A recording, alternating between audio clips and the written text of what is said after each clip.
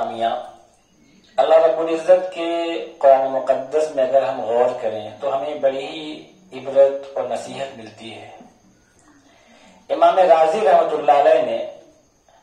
رب العالمین کی تفسیر کرتے ہوئے ایک بڑا ہی عجیب و غریب واقعہ نقل کیا ہے۔ اگر اس واقعے پہ غور کیا جائے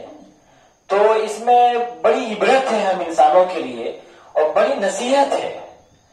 اور زندگی کے ہر موڑ پہ ہر موقع پہ یہ واقعہ ہمیں یاد رکھنا چاہیے، اور اگر اس کو ہم یاد رکھیں گے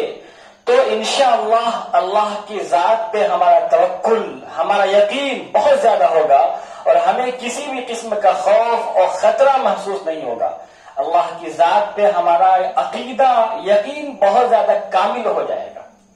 وہ واقعہ یوں ہے، امام راضی فرماتے ہیں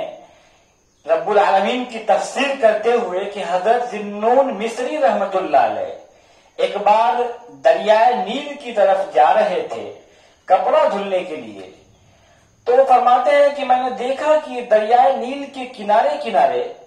ایک بہت ہی موٹا تازہ بچھو ہے جو جا رہا ہے، اور پھر دریائے نیل کے ساحل پہ کنارے میں ایک کچھوا جو ہے آ کر کے کھڑا ہوا، اور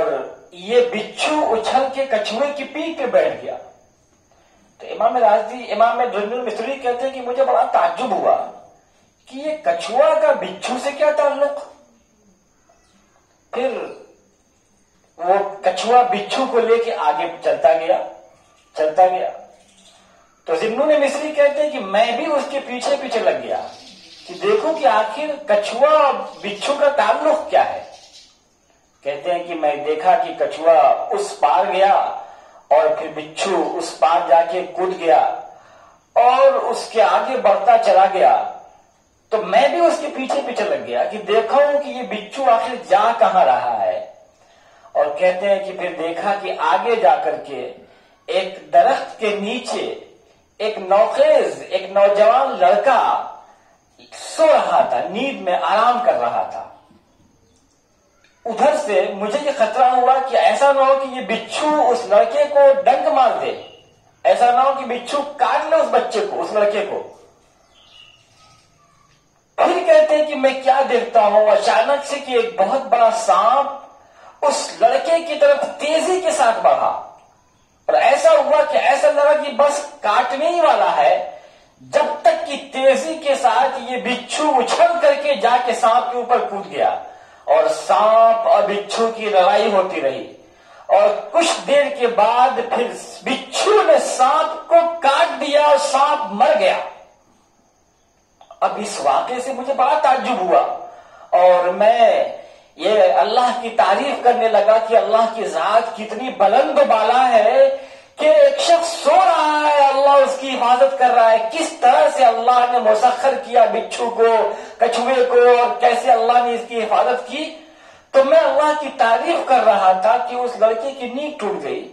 پھر میں نے اس کو یہ سارا واقعہ بتایا تو اس نے کہا ایسا ہو سکتا ہے؟ تو کہا ہاں دیکھو یہ تمہارے سامنے یہ سانپ مرا پڑا ہوا ہے۔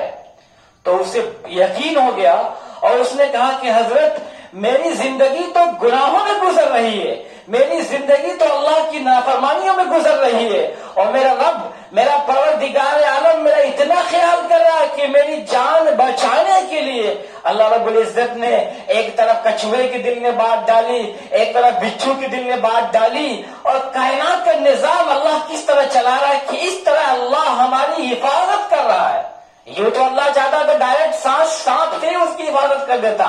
لیکن اللہ کا کائنات میں ایک سسٹم ہے، ایک نظام ہے، پوری دنیا کو جس طرح وہ چلاتا ہے اپنے لحاظ سے ہم نہیں جانتے کہ وہ دنیا کا نظام کس طرح چلاتا ہے۔ تو اللہ رب العزت نے اس طرح سے اس بندے کی حفاظت کیا، پھر اس بندے نے اللہ سے توبہ کیا، گناہ کی معافی مانگی، اور پھر اس نے پوری زندگی اپنے آپ کو نیک رستے پہ ڈھال کے زندگی گزارا۔ عزیزان ملت اسلامیہ، اگر اس واقعے کو ہم یاد رکھیں زندگی کے ہر گوشے پہ ہر موڑ پہ ہمیں کام آنے والا ہے کہ اللہ ہماری حفاظت کرنے والا ہے، ہر طرف سے پروردگار عالم ہماری حفاظت کرنے والا ہے، بشرط یہ ہے کہ ہم اللہ پہ یقین کریں، پروردگار عالم پہ، خالق کائنات پہ ہم یقین کریں، اعتماد رکھیں کہ وہ ہماری حفاظت کرنے والا ہے، ہم اللہ کا حق ادا کریں، اللہ ہمارا حق ادا کرے گا۔ اللہ تعالیٰ سے ہم سب کی اللہ تعالیٰ سے دعا ہے کہ اللہ تعالیٰ ہم سب کو صحیح باتوں پہ عمل کرنے کی توفیق عطا فرمائے۔